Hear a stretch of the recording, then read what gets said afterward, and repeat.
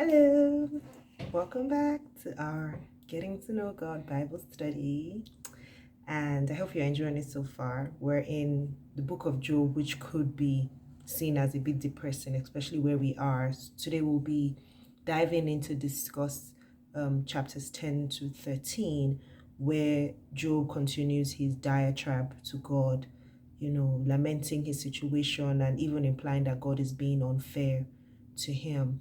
And it does somehow seem that way. With this book, I found that I have to read, deeper, more than just the things that are being said, and just trying to find the character of God in everything, even though sometimes it might be challenging, but trust me, it's always there. So let's jump into it. His friend Zophar finally speaks and replies him in a similar manner to the other friends. He admonishes Noah to repent and be restored, convinced that, like the other friends, that his suffering is as a result of his sin, that he wasn't as blameless as he appeared. In his reply to Zophar, Job insists on his innocence and is convinced, as he's been, that his suffering has come from God, even though he was blameless. In the later parts of chapter 12, he elucidates how God is powerful, but in the context of pulling down and destroying lofty things and people.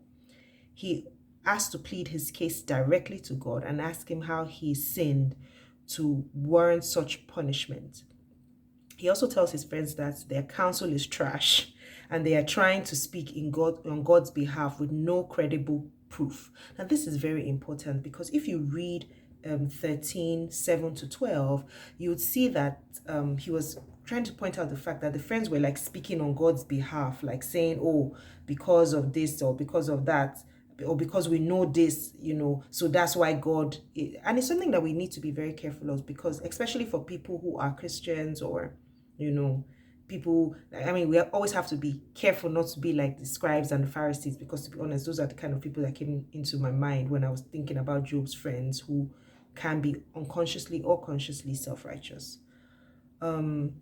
Zophar and the rest of the gang said some things about God that they all drew, the wrong conclusions about the situation. Like they were talking, about God or talking on behalf of God, but they didn't know the whole story.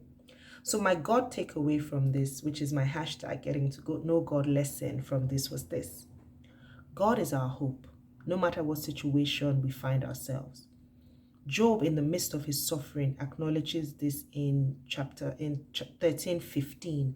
I think that was when he said, even though you slay me, I will still trust you. And it made me think about put myself in Job's shoes. I was like, oh my God, if I had to go through all of these things. But then I came to the conclusion that I didn't have a plan B, to be honest. God is all I have. So to be honest, I had to just really lean into what he said. Even though he slay me, I will still trust him. Because really, what's the alternative? So that was my quick lesson from Job 10:13. What did you learn? What stood out for you? In fact, from the whole book, what is it that is really just letting you know the character of God, and how is your journey progressing? I'd really love to hear this, and catch you again tomorrow when we discuss Job 14 to 16. See you soon and have a wonderful evening.